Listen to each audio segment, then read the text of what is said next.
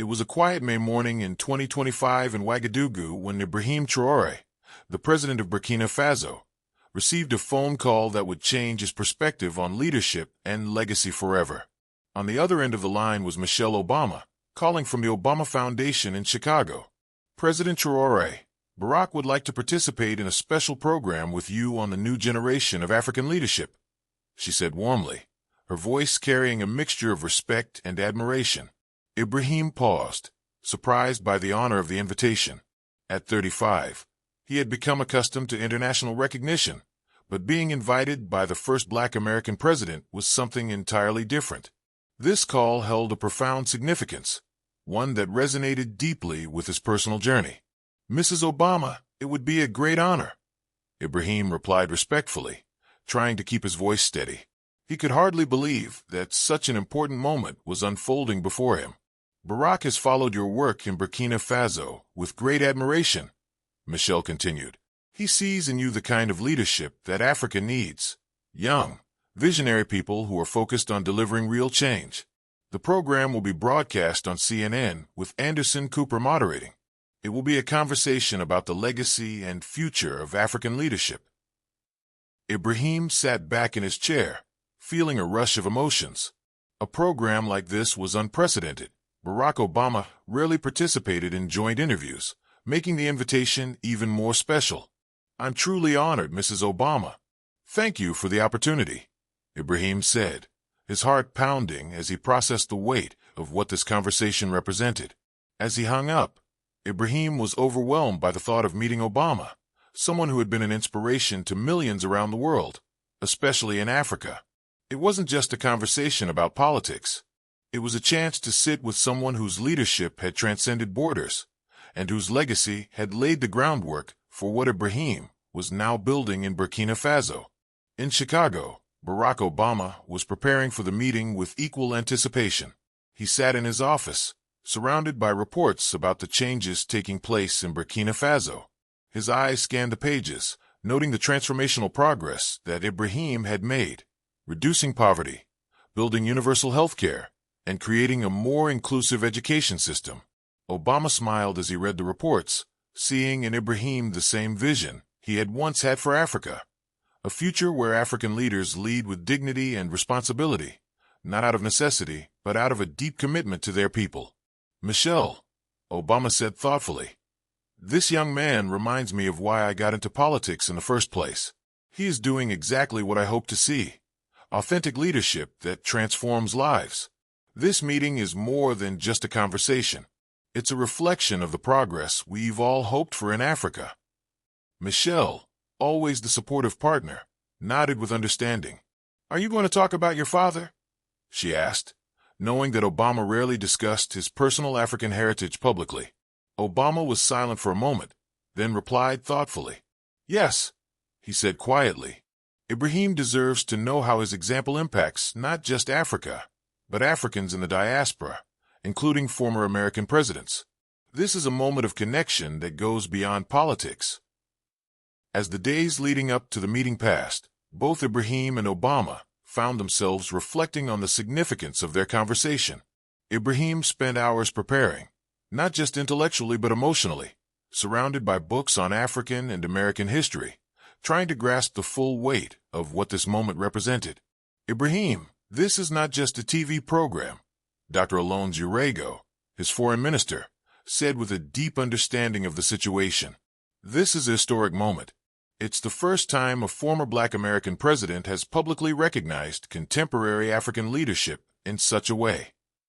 Ibrahim nodded, recognizing the gravity of the situation. Obama's recognition was more than an endorsement of his leadership. It was an affirmation of the African vision for the future. It was a signal to the world that African leaders were capable of creating change on their own terms. The days before the program were filled with anticipation. In Ouagadougou, Ibrahim spent countless hours preparing, reflecting on the impact of this meeting. It wasn't just about leadership. It was about proving to the world that Africa could lead with dignity, that African leaders could be the architects of their own future. Obama, too, prepared for the meeting with a sense of purpose. "I want this to be a genuine conversation," he said during a pre-program briefing with Anderson Cooper. Ibrahim represents the future I've dreamed of for Africa, young, educated, focused on delivering real solutions for his people. Obama also made a special request. He wanted to include a moment about his personal African heritage, something he had never shared publicly. It was an emotional surprise he had planned specifically for Ibrahim. "Michelle," Obama said, "this is about more than politics. This is a personal moment, a chance to share something with Ibrahim that I've never shared before." The evening of May 25, 2025, arrived, and global anticipation was at a fever pitch. CNN's Atlanta studios were charged with emotion as the program began. Anderson Cooper stood before the cameras, preparing to introduce what was being called a historic meeting between two generations of African leadership. "Good evening, world," Anderson began, his voice carrying the weight of the moment.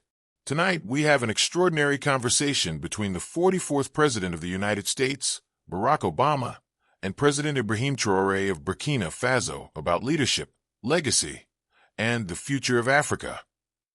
The screen split, showing Obama in the familiar CNN studio and Ibrahim in his presidential office in Ouagadougou. Behind Ibrahim, the Burkinabe flag fluttered gently, and a photograph of Thomas Sankara, the iconic African revolutionary leader, was proudly displayed on the wall. Anderson turned to Obama. "President Obama, you specifically requested this meeting. Why?"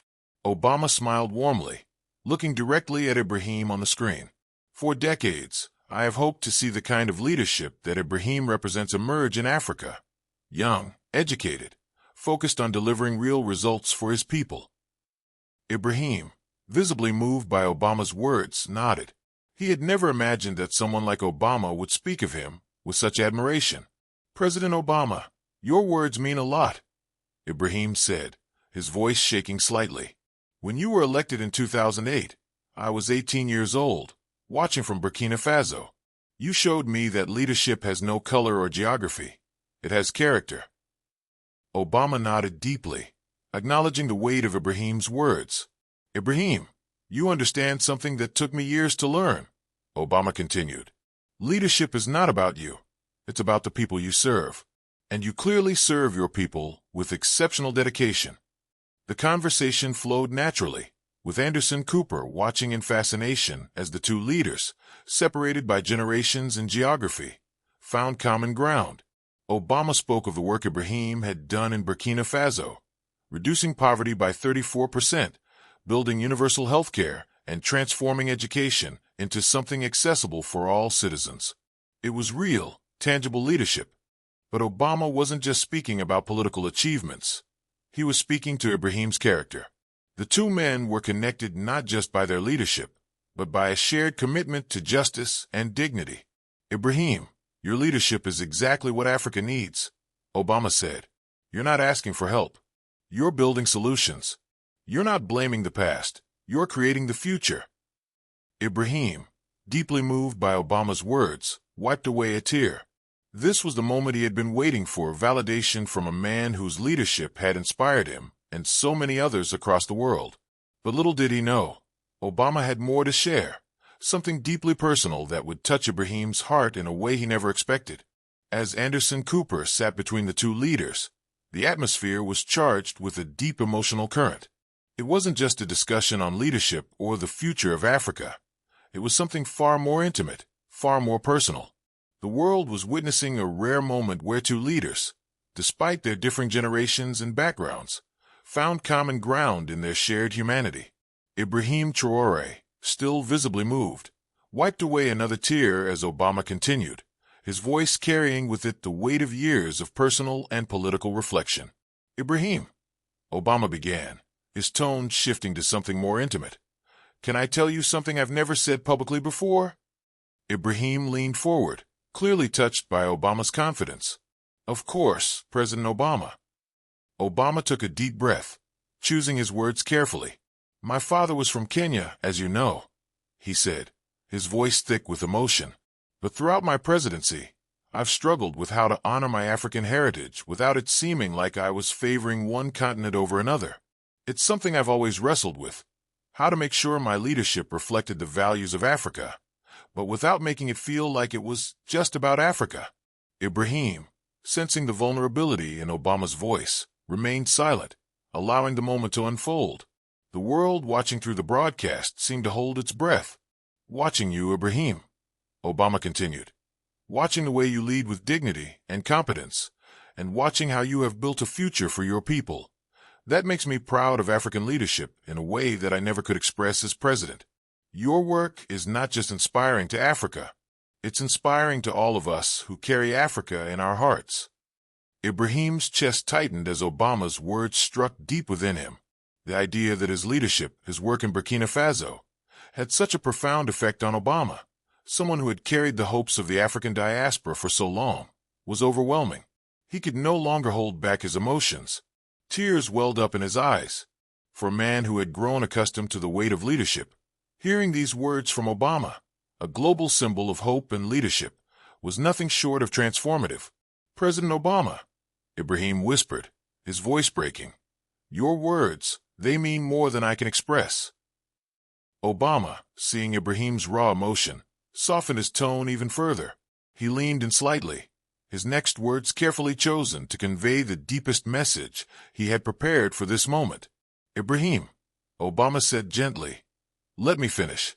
For 8 years, I carried the burden of representing not just America, but the hopes of black people worldwide. It was isolating at times. The weight of those expectations, of those dreams, was heavy. But you, Ibrahim, you show me that I wasn't alone in this journey. You show me that leadership committed to justice, to dignity, exists everywhere, and that courageous people, like you, choose to serve, no matter the personal cost."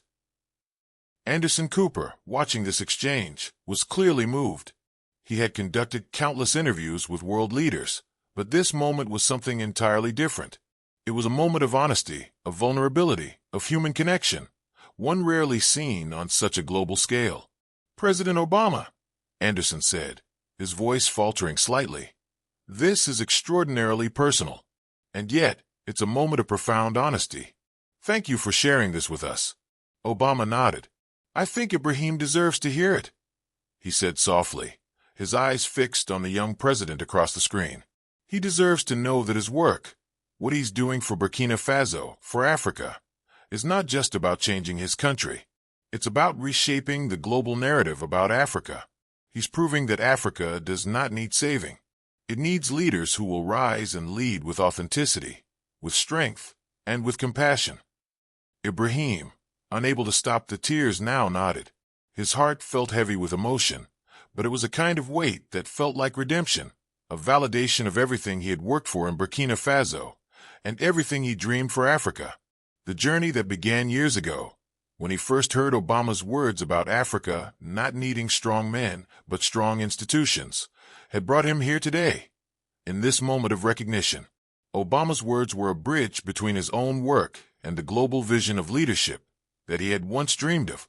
"President Obama," Ibrahim said, his voice trembling but clear, "I never imagined that my work could have this kind of impact. I only did what I thought was right for my people. But to hear you say that it matters to you, it's beyond what I ever dreamed." Obama smiled warmly, his eyes filled with admiration. "You're building the Africa that I dreamed of in 2009, Obama said. "The Africa I spoke about when I visited Ghana. You are proving that Africa does not need to be saved. It needs to be led by Africans. And that fills me with hope, not just for Africa, but for the entire world." The room fell into a deep silence. The emotional weight of Obama's words hung in the air like a heavy fog. The connection between the two men had transcended politics. It had become something more, something human, something that reached deep into the heart of what true leadership meant. Ibrahim could barely speak. The tears now flowed freely, not in sadness, but in recognition. He had not just found a mentor in Obama.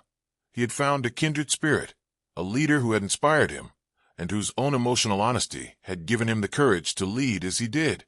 Obama, seeing the depth of Ibrahim's emotion, decided to go even deeper. "Ibrahim," Obama said, his voice more intimate, "do you know what the most powerful thing you've done is?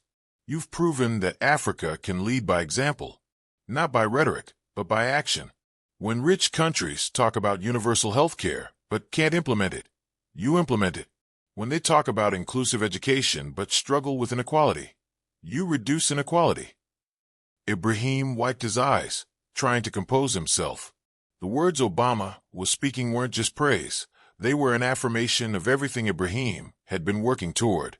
He had always believed that Africa could be a place where change came from within, and Obama's words were a confirmation that he was on the right path.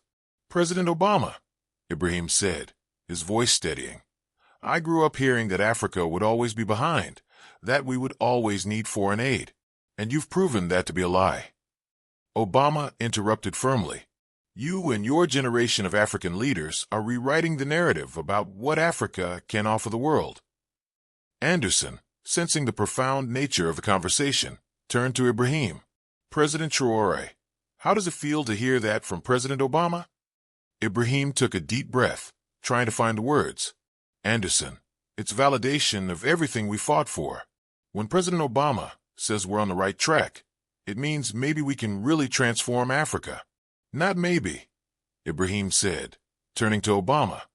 But we are transforming Africa, and we're inspiring the entire world in the process. Obama smiled. Ibrahim, you are already transforming Africa, and that's something that should make all of us proud. As the conversation continued, the weight of the emotional exchange settled deeper. Ibrahim, still visibly moved, wiped away the last of his tears, his heart heavy, but filled with an overwhelming sense of responsibility. The recognition he had received from Barack Obama was not just a personal honor. It was a clarion call to a generation of African leaders to lead with the same integrity, empathy, and commitment that Obama had shown throughout his presidency. Obama's words echoed in Ibrahim's mind. Leadership is not about you. It's about the people you serve. These words were not just a lesson, they were a mandate. Ibrahim's voice, now steady, broke the silence. President Obama, he began, hearing you say these words, it strengthens my resolve. It's not just about our governments, our policies, or our progress. It's about serving the people with everything we have. And the people, they are our true legacy. Obama nodded, his eyes locked on Ibrahim's. Exactly, Ibrahim.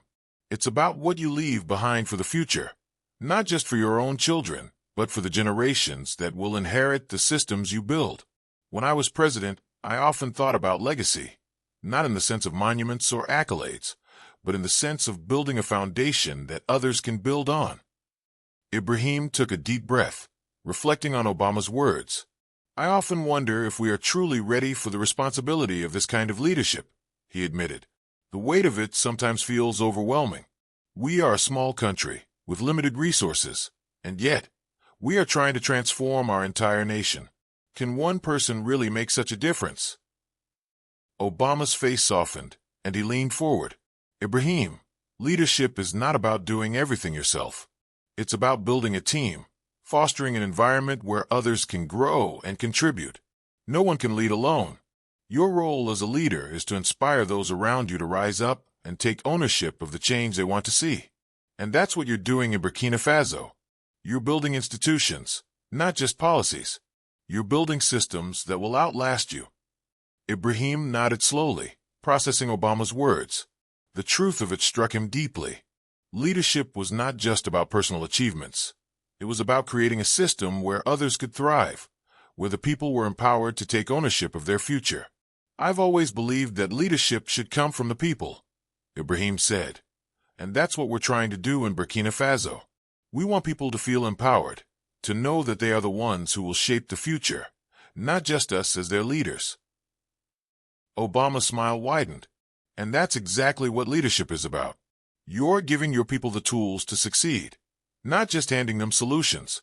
You're helping them become the leaders of tomorrow. That's something the world needs to see more of. The conversation moved to the future of Africa, and the hope that it would be led by a generation of leaders who, like Ibrahim, understood that true power came not from dictating terms, but from empowering others. President Obama, Ibrahim asked, how do you see the future of Africa? And how do we make sure that the progress we've made doesn't stagnate or regress? Obama paused thoughtfully. Africa's future is in the hands of young leaders like you, Ibrahim. But you also need to remember that leadership is a marathon, not a sprint. You've made incredible strides in Burkina Faso, but the road ahead will have challenges. Your job as a leader is to stay true to your vision, even when things get tough. Your role is to stay focused on the long-term goals, even when short-term issues try to derail you. Ibrahim nodded again. The weight of Obama's advice was not lost on him. As much as they had made progress, there was always the risk of setbacks, both political and economic. But the key was to keep going, to keep pushing for the change that Africa so desperately needed. I think about our people all the time, Ibrahim said quietly. We've come so far, but the challenges are real. The world expects us to fail, but I believe we can succeed. And I believe that Africa has the potential to lead, not just follow. Obama smiled warmly, his eyes full of pride. Ibrahim, you're proving that every day. You're already leading, and the rest of the world is starting to notice. As the conversation continued, Anderson Cooper watched in silence, his usual journalistic detachment replaced by a sense of awe. He had seen many high-profile interviews, but this was something different. It was more than a political discussion. It was a transformative moment in global leadership, an exchange that transcended politics and reached into the very soul of what it meant to lead with authenticity and humility. The conversation shifted back to the African diaspora and the connection between Africa and the world beyond its borders. One of the things I've always struggled with, Obama confessed, is the disconnect that many African Americans feel from the continent. For so long, Africa was seen as a place of crisis, of need, and not of strength and possibility. But through your leadership, Ibrahim, that narrative is changing.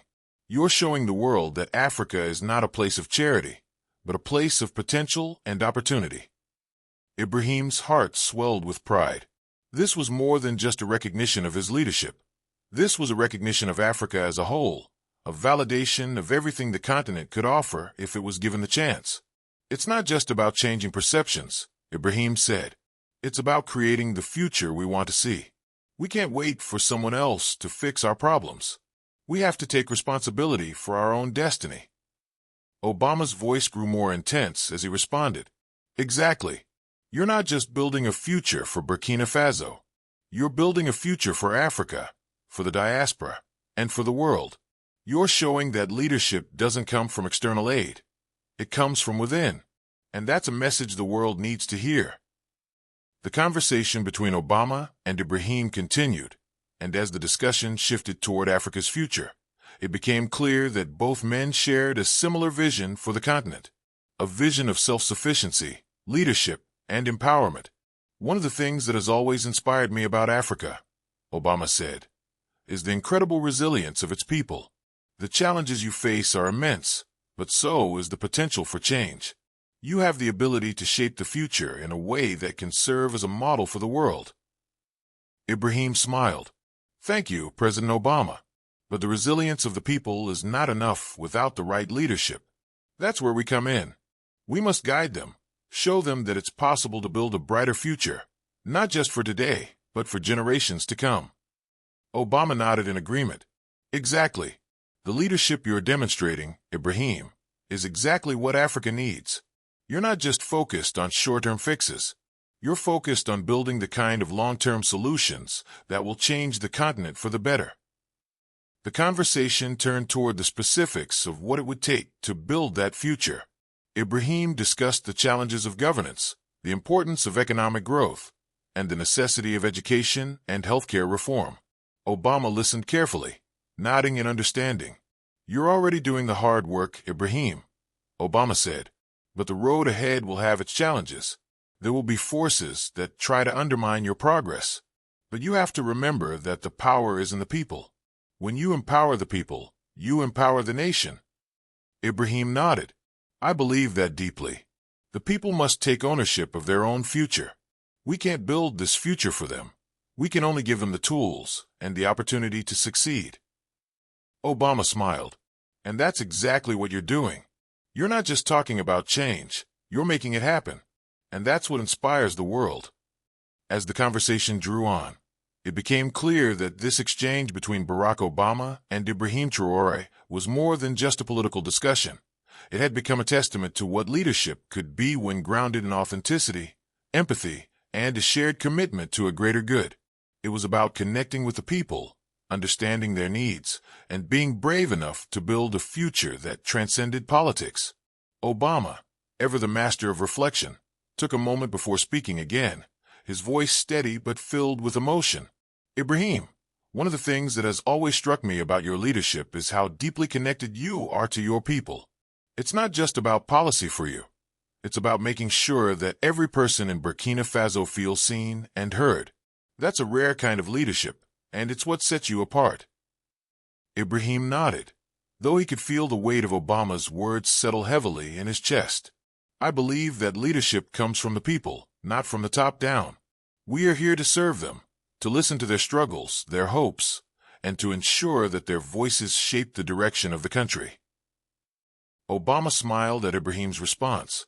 That's exactly what Africa needs. Too often, we see leaders who think they know what's best for the people, but they don't take the time to understand what the people actually need. You, Ibrahim, are showing the world that leadership is not about being in charge. It's about being in touch with those you serve. For a moment, Ibrahim fell silent, his thoughts drifting back to the moments in his presidency when he had been in the thick of reform and trying to make decisions that could impact millions. It's easy to get caught up in the noise of politics, he said quietly. But when you step back, you realize that the true measure of leadership is whether or not you've made a difference in people's lives. Not through speeches or promises, but through real change that they can see and feel. Obama leaned in, his expression serious. That's why your work in Burkina Faso is so important. It's not just about one man leading. It's about creating a movement where the people are involved, where they feel invested in the future, and where their participation becomes an integral part of the system. The depth of Obama's words resonated deeply with Ibrahim. I've always believed that leadership is about showing people what's possible. If they see that real change can happen, they will believe that they can create change too. That's the kind of leadership I want to bring to Africa, a leadership that empowers, that inspires. Obama's voice softened with admiration. You're already doing that, Ibrahim. You've proven that Africa doesn't need to rely on outside help. What it needs is strong, visionary leaders who can rally their people and make change happen from within. Ibrahim's voice was firm as he responded, and that's the message I want to send to the world. Africa can lead, not because we are desperate for help, but because we have the capability to create our own solutions. We have the resources, the talent, and the vision. We just need the opportunity to show the world what we can do. Obama nodded, the depth of Ibrahim's words striking a chord with him. That's the future of Africa, Ibrahim. A future where African leaders lead not out of desperation, but out of conviction. And when the world sees that, they will have no choice but to recognize the strength and potential of Africa. Ibrahim smiled, a mix of gratitude and determination in his eyes. This is not just about me or about Burkina Faso. It's about creating a vision for Africa where every young leader can thrive, where the next generation knows that they too can make a difference. If we can do it, anyone can. Obama's smile widened, the pride he felt for Ibrahim evident in his eyes. You're right. The future of Africa will be defined by the leaders who come after you, and they will look to you as an example of what's possible. You're not just building a country. You're building a continent. Anderson Cooper, sensing the emotional depth of the moment, asked a question that seemed to be on everyone's mind. What do you both think the legacy of African leadership will be in the years to come? Obama leaned back, contemplating. The legacy of African leadership will be one of hope and empowerment. It will be a legacy that shows the world that Africa is no longer waiting for others to solve its problems. Africa is solving its own problems. And that is the legacy of leadership we should all strive for, one that serves the people and empowers them to create their own future. Ibrahim nodded in agreement, his voice unwavering. I believe that we are living in a time of great change for Africa. The old narratives are being replaced by new stories of resilience, innovation, and leadership. Our legacy will be the proof that Africa can lead with dignity, compassion, and strength. Obama added, and that's the kind of leadership the world needs now, leadership that is grounded in empathy, rooted in community, and focused on real change. It's not about individual accomplishments. It's about collective progress. The two men shared a moment of silence, a quiet understanding passing between them. This conversation was not just about politics. It was about the future. It was about ensuring that the leadership they were cultivating today would lay the foundation for a better tomorrow. And as they spoke, it became evident that the world was watching. A new era of African leadership was emerging, one built on authenticity, empathy, and a deep commitment to service. As the program began to wind down, Anderson Cooper asked a final question. President Obama, President Traoré, what message do you have for the next generation of leaders, not just in Africa, but around the world? Obama responded first, his voice steady but filled with conviction. To the next generation of leaders, you don't have to wait for permission to lead. You can start today, right where you are, by making a difference in your community. Lead with your values, lead with empathy, and lead with a commitment to making the world a better place for those who come after you. Ibrahim Traoré, his voice filled with passion, echoed Obama's sentiment. To the young leaders of Africa and beyond, don't be afraid to lead. We are the architects of our own future. The change we want to see starts with us. And together, we will build a world where no one is left behind. Anderson Cooper closed the conversation, visibly moved. Thank you both for sharing such an extraordinary and inspiring conversation with us tonight. The world is watching, and what we've witnessed tonight is the future of leadership, real, authentic, and rooted in service to the people.